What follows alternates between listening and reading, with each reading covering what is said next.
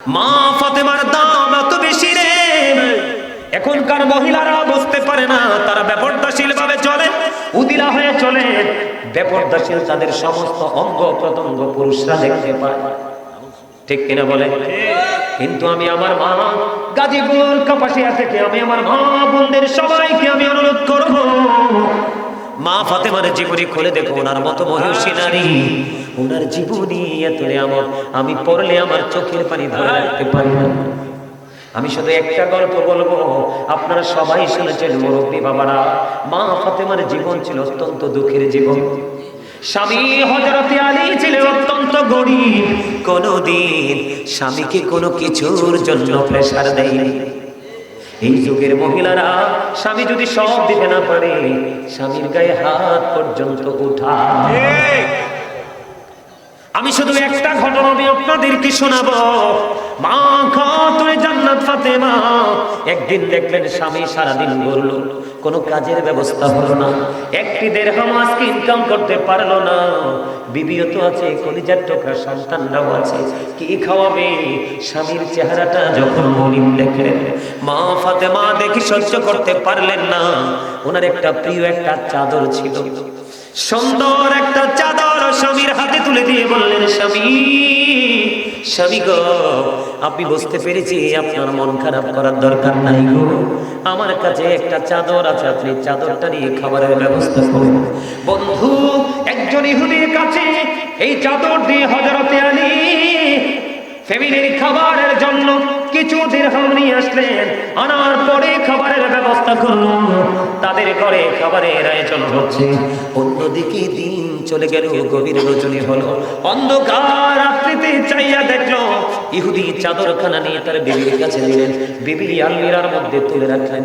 ঘোর অন্ধকার, হঠাৎ করে গভীর অন্ধকার রজনীতে চাইয়া দেখলেন যে রুমের আলমিরার মধ্যে মা ফাতেমার চাদরখানা রাখা, ওই রুম থেকে অত্যন্ত ফুটন্ত নূর খালি ঝলমল ঝলমল করছে। অন্ধকার দেখা যায় না, নূরের আলোয় আলোকিত হয়ে গেল। এবার সবাই মিলে চলে গেল ওই রুমের মধ্যে চাইয়া চাইয়া দেখি, ও বন্ধু, কোনো প্রদীপ নাই। আলমিরা খুলে দেখে আলমিরার ভিতরে মা ফাতেমার নুরানি চাদর। এবার ওই ইহুদির বিবি আলমিরা খুলে দেখে ওই নুরানি চাদর থেকে শুধু নূর বের হচ্ছে, এই নূরের আলোতে তার রুম থেকে অন্ধকার দূর হয়ে গেছে। স্বামী, স্বামী গো, এই চাদর আপনি কোথা থেকে নিয়ে আসছেন? এটা পৃথিবীর কোনো সাধারণ চাদর না। এবার স্বামী ডাক দিয়ে বললেন, বিবি রে, এটা আমি এনেছি রাসূলের কন্যা ফাতেমা, ফাতেমার স্বামীর কাছ থেকে কিছু দিরহামের বিনিময়। এবার ওই ইহুদির বিবি ডাক দিয়ে বলে, স্বামী গো, আর একটা সেকেন্ড দেরি করব না, যার চাদর থেকে তো নূর ঝলমল করতে পারে, যার চাদরের ছোঁয়ায় অন্ধকার ঘর আলোকিত করে দিতে পারে, এই মানুষগুলো কেমন মানুষ গো? একটা সেকেন্ড দেরি করব না স্বামী, জলদি করে চলো। ও বন্ধু, চাদরখানা হাতে নিয়ে ইহুদির বিবি জলদি করে চলে গেলে। আসার পরে বন্ধু, নবীজির পবিত্র হাতে হাত মোবারক রেখে কালেমা পড়ে মুসলমান হয়ে গেল। আর মুসলমান হয়ে ফিরে আসার সময় ওই মা ফাতেমার চাদরখানা তাকে আবার ফেরত দিয়ে আসলো।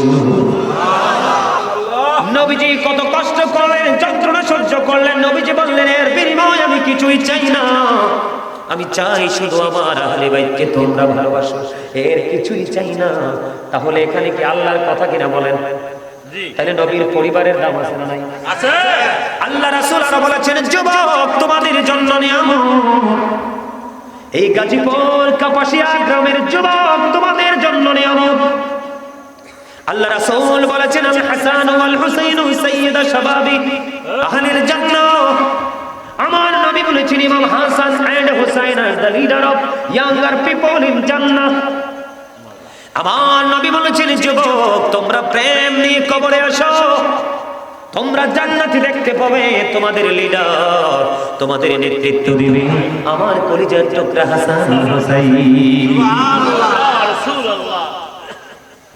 নবী তো অনেক উপরে, যেটা কল্পনা করা যায় না।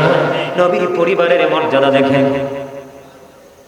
আমার মা বোনেরা পর্দার অন্তরাল থেকে আলোচনা শুনছেন। আমার মা বোনেরা মনে মনে বলতে পারে, হুজুর আপনি জবাবদের আলোচনা করলেন, পুরুষদের জন্য করলেন, আমাদের মহিলাদের জন্য কোন নিয়ামত আছে কিনা? আমার নবীজি বললেন, ফাতেমা তু সাইয়্যিদাতু নিসাই আহলিল জান্নাহ। আমার নবী বলেছেন, mother Fatema is the leader of females in Jannah. আমার নবীজি বলেছেন, সকল মুমিনা নবীর প্রেমিক মা বোনদের জন্য আল্লাহ রাসূল জানিয়ে দিয়েছেন, তোমাদের জন্য নিয়ামত হলো, তোমাদের জন্য নিয়ামত হলো মা খাতুনে জান্নাত ফাতেমা তোমাদের জান্নাতে সরদারিনী হবে।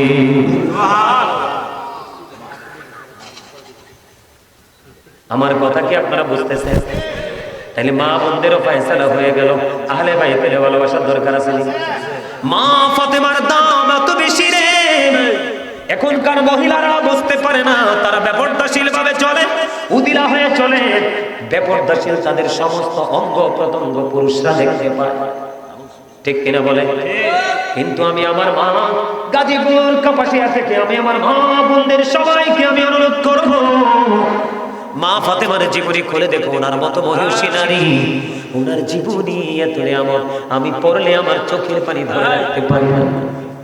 আমি শুধু একটা গল্প বলবো, আপনারা সবাই শুনেছেন মুরব্বী বাবারা, মা ফাতেমার জীবন ছিল অত্যন্ত দুঃখের জীবন। স্বামী হযরতে আলী ছিলেন অত্যন্ত গরীব, কোনদিন স্বামীকে কোনো কিছুর জন্য প্রেসার দেয়নি। এই যুগের মহিলারা স্বামী যদি সব দিতে না পারে, স্বামীর গায়ে হাত পর্যন্ত উঠায়। আমি শুধু একটা ঘটনা দিয়ে আপনাদেরকে শোনাবো। মা খাতুনে জান্নাত ফাতেমা একদিন দেখলেন স্বামী সারাদিন ঘুরলো, কোনো কাজের ব্যবস্থা হলো না, একটি দিরহাম আজকে ইনকাম করতে পারলো না। বিবিও তো আছে, কলিজার টুকরা সন্তানরাও আছে, কি খাওয়াবে? স্বামীর চেহারাটা যখন মলিন দেখলেন, মা ফাতেমা দেখি সহ্য করতে পারলেন না। ওনার একটা প্রিয় একটা চাদর ছিল, সুন্দর একটা চাদর স্বামীর হাতে তুলে দিয়ে বললেন, স্বামী, স্বামী গো, আপনি বুঝতে পেরেছি আপনার মন খারাপ করার দরকার নাই গো, আমার কাছে একটা চাদর আছে, আপনি চাদরটা নিয়ে খাবারের ব্যবস্থা করুন।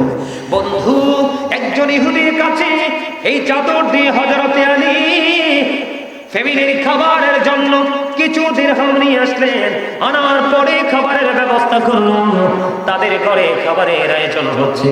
অন্যদিকে দিন চলে গেল, গভীর রজনী হলো, অন্ধকার রাত্রিতে চাইয়া দেখলো ইহুদি চাদরখানা নিয়ে তার বিবির কাছে নিলেন, বিবি আলমিরার মধ্যে তুলে রাখলেন।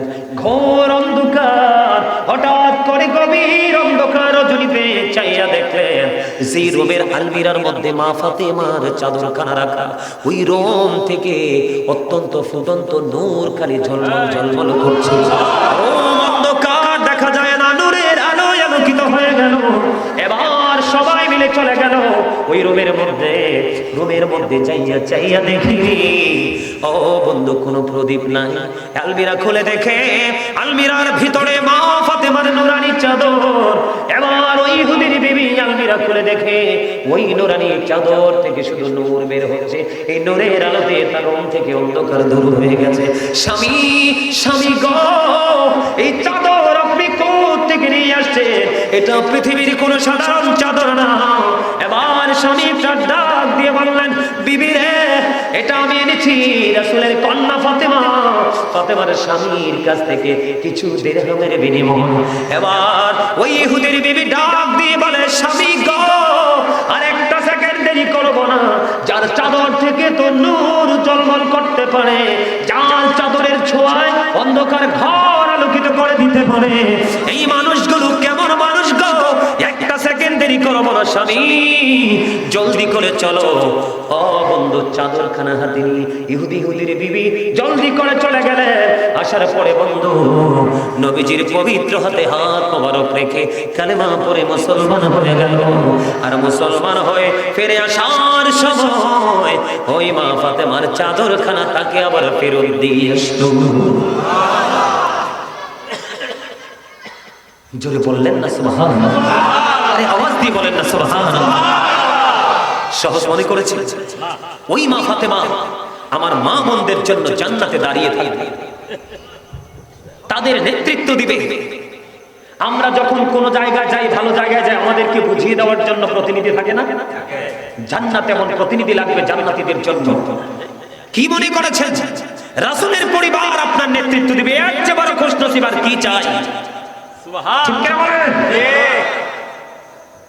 মা ফাতেমার সন্তানগুলো আরো দামি। রাসূল বলেছেন, ইমাম Hasan and Hussain two my flower in the world.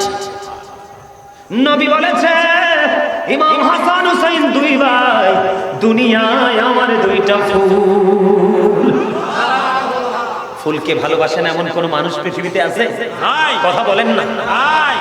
ফুল ছিঁড়তে না পারলেও, আপনারা অনলাইনে দেখছেন কিনা জানি না, কোথায় জানি এক লোক সূর্যমুখী ফুলের বাগান করছে।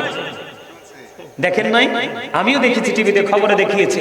মানুষ এই সূর্যমুখী ফুলের লোভ ছাড়তে পারেনি, সবাই কিন্তু টিকিট কেটে কেটে ফুলের বাগানে যাচ্ছে, একটা ছবি তোলার জন্য যাচ্ছে। এটা অন্য কোনো কিছু নয়, ফুলের প্রতি ভালোবাসা।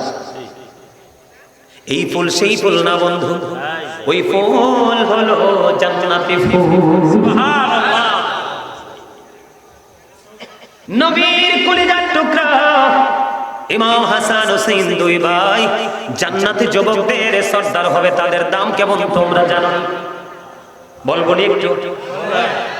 আমার টাইম কিন্তু শেষ। আছে লিটন ভাই যে টাইম দিয়েছেন, এই টাইম কিন্তু 3 মিনিট ওভার হয়ে গেছে। লিটন ভাই অনুমতি দিলে, আপনারা সবাই অনুমতি দিলে আর একটু আলোচনা করব। কারণ জীবনে আর যদি কোনোদিন বন্ধু দেখা না হয়, শুধু ওয়াজগুলো সিনায় রেখে বাস্তবায়ন করবে, তাহলে কাল হাসরে হয়তো গাজী সুলাইমানের সাথে দেখা হবে। কারণ আল্লাহ রাব্বুল আলামিন বলে দিয়েছে, join with my dear people, come to my paradise. আমার প্রিয় যারা, তাদের সাথে তোমরা যুক্ত হও, তাদের সাথে তোমরা প্রেম করো, আর তাদের সাথেই আমার জান্নাতে চলে আসো। সুবহানাল্লাহ। বলছে কে? আল্লাহ। শুধু কি তাই বলছে? আপনি যদি এখন আল্লাহরে কোন, আল্লাহ গো বুঝলাম জান্নাতে যাব, জান্নাতে গেলে কি দিবা? আল্লাহ কয়, জান্নাতে তো আরো নিয়ামত রাখছি। ইন্না রাব্বিহিম ইউরযাকুন, আমি তোমাদের জন্য জান্নাতে খাবার বরাদ্দ করে রাখছি। সুবহানাল্লাহ। পৃথিবীতে আপনি যত খাইবেন ততই পায়খানা লাগবে, যত পানি পান করবেন ততই আপনাকে প্রস্রাব করতে হবে। আপনি যখন আল্লাহওয়ালাদের সাথে যুক্ত হয়ে আল্লাহওয়ালা হয়ে যাবেন, আপনি জান্নাতে যত বেশি মন চায় খাইতে পারবেন। বন্ধু, আপনার পায়খানা প্রস্রাব হবে না, শুধু একটা ঢেকে সেই নিমজ্জিত হয়ে যাবে। তাহলে জান্নাত দরকার না? আর জোরে Behold, verily the friends of Allah have nothing to bear or to regret. We are your protecting friends in the life of the world and in the hereafter. কি চমৎকার! আমরাই তোমাদের বন্ধু দুনিয়ার জীবনে এবং পরকালের জীবনে। জোরে জোরে কন্যা সুবহানাল্লাহ। বন্ধু, ছোট্ট ছোট্ট করে আমি বলবো, কারণ পৃথিবীতে কেউ থাকবো না। আজকের এই মাহফিলের যেই সময়, এই গ্রামের যে মানুষগুলো ইচ্ছে করে আসলো না, তাকে খুব কড়াকড়ি ভাবে আল্লাহর কাছে জবাব দিতে হবে। কারণ আল্লাহ কোরআনে এসেছে, জীবনের সময়গুলো কোন কোন কাজে ব্যয় করেছো, এই জবাব আল্লাহর দরবারে দিতে হবে। এই দুনিয়ার সবাই যদিও বন্ধু বিপদে পড়ে, এই যে 4টা বইছে, আরো কয়েকটা হিসাব হইছে, এদিক দিয়ে কয়টা হইছে, এদের কিন্তু জবাব দিতে হবে না। বুদ্ধিমান কেন বলছি? আরে ভাই, মাহফিল তো প্রতিদিন হয় না, বছরে একবার হয়। এটা আমাদের জন্য, সবার জন্য এক মিলন মেলা, সেটা আমরা মনে করতে হবে, তাহলেই মুমিন। কালকে রাত্রে আমরা তারাবি পড়তে হবে, সেহরি খেতে হবে, তাই না? আমাদের মধ্যে তো ভাঙা আনন্দের জোয়ার থাকার কথা, কিন্তু ওই যে আমরা কন্টিনিউ ইহুদিদেরকে চর্চা করছি, এজন্য আমরা আমাদের ইসলাম থেকে ধীরে ধীরে দূরে চলে যাচ্ছি। এটাই হলো মুসলমানের জন্য সবচেয়ে বড় গজব। দেখেন, আপনি আমি দোয়া করলে আল্লাহ দোয়া কবুল করে না। ইমাম হাসান হুসাইন কেমন ছিল? ছোট্ট করে বলছি, ইমাম হুসাইন বন্ধু ছোট্ট, একদিন হঠাৎ করে তার সঙ্গীদের সাথে খেলতে যাবে। যাওয়ার সময় মা ফাতেমার গলা জড়িয়ে ধরলো।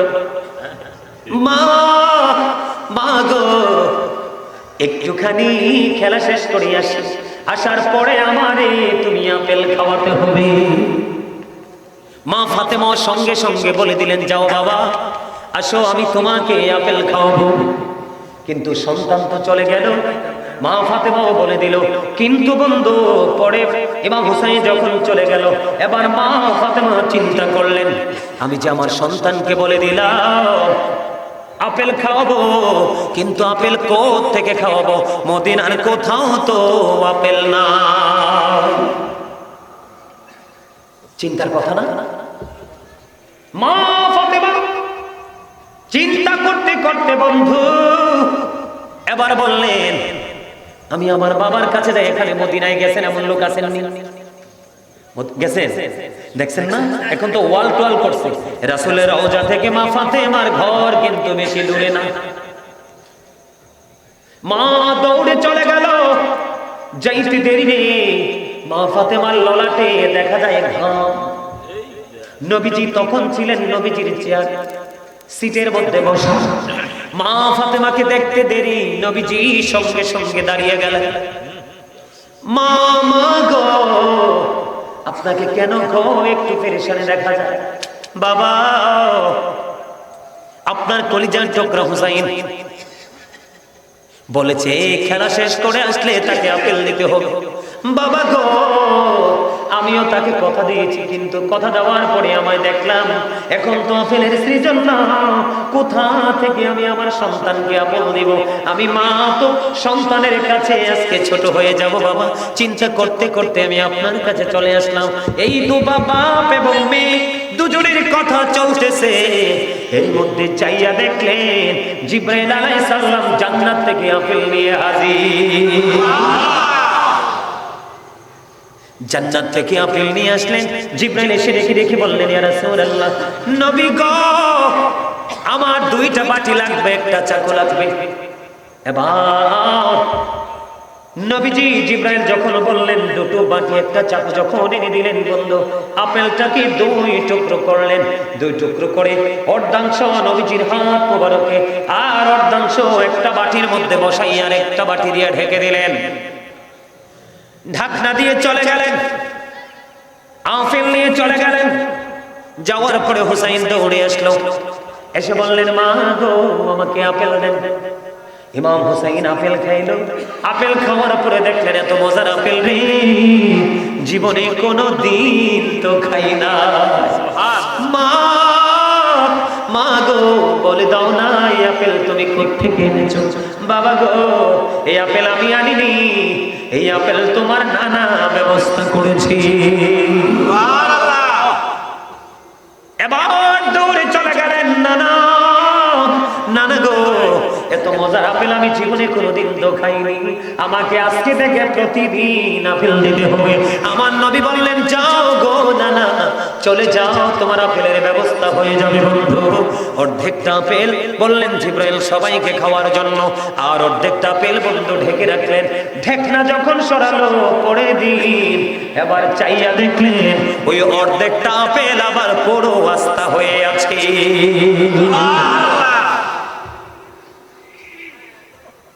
কারণ হলো জিবরাইল বলেছিলেন প্রতিদিন একবার শুধু ঢাকনা সরানো যাবে, প্রতিদিন দেখাই দিলেন অর্ধাংশ কাটা যাবে আর অন্যভাবে কাটা যাবে না।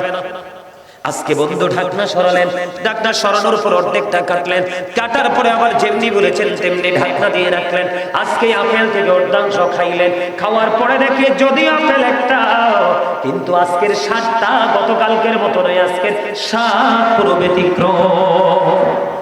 সুবহানাল্লাহ বলেন না।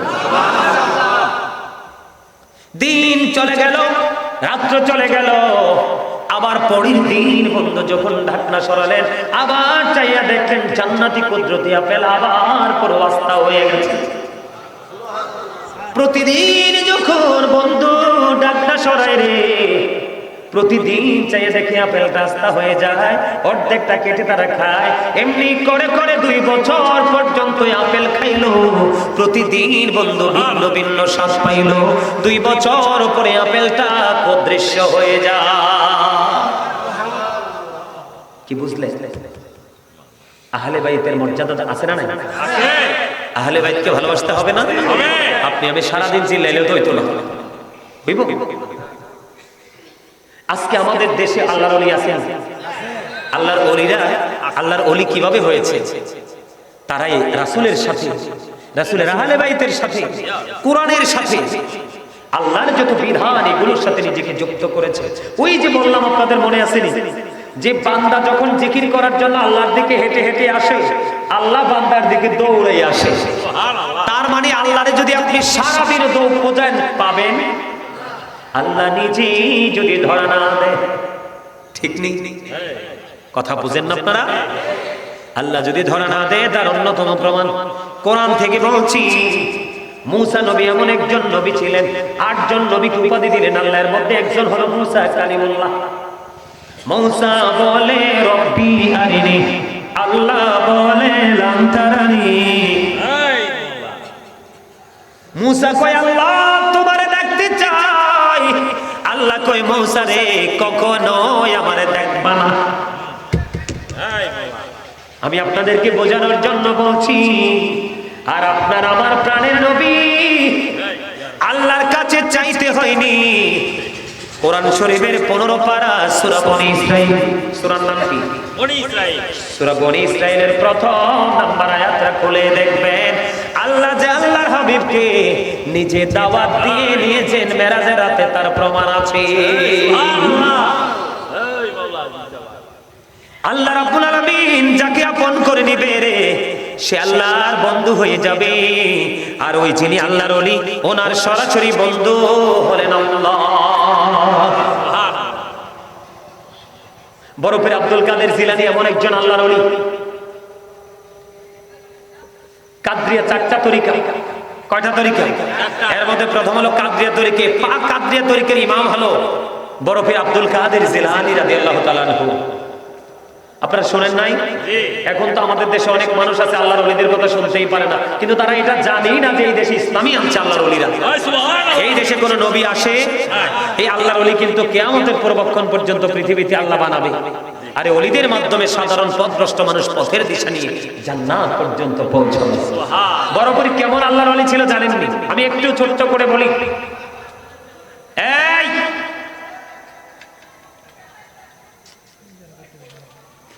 মানুষ তো এরা বুঝে না। গাউসে পাক বরফের আব্দুল কাদের জিলানী এমন একজন আল্লাহর ওলি ছিলেন। আমি আপনাদেরকে বলি, তিনি শাবানের চাঁদের 29 তারিখ পৃথিবীতে আসছে। যে উম্মুল খায়ের মা ফাতেমা, ওনার আম্মা, ওনার যখন প্রসব যন্ত্রণা শুরু হলো, তখন কিন্তু আকাশ ছিল মেঘলা, গুড়ি গুড়ি গুড়ি গুড়ি বৃষ্টি পড়তেছে, কিন্তু গাউসে পাকের মায়ের প্রসব যন্ত্রণা চলতেছে। গাউসে পাকের আব্বা আবু সালে মুসা জঙ্গি, তিনি কারো কাছে যেতেও পারছেন না, বিবির এই কষ্ট তিনি দেখে দেখে। তিনি তো একজন জবরদস্ত আল্লাহর ওলি ছিলেন। সুবহানাল্লাহ বলেন না? বন্ধুরি আমার, ঠিক ফজরের নামাজের পূর্বক্ষণে গাউসে পাক পৃথিবীর জমিনে কদমটা বাড়াইয়া দিল। কদমটা যখন বাড়িয়ে দিল রে, ঠিক ফজরের আযানের আগ মুহূর্তে মায়ের স্তন থেকে তিনি দুধ পান করেছে। সকাল যখন হলো, সারাদিন আকাশ তো মেঘলা ছিল। অনেক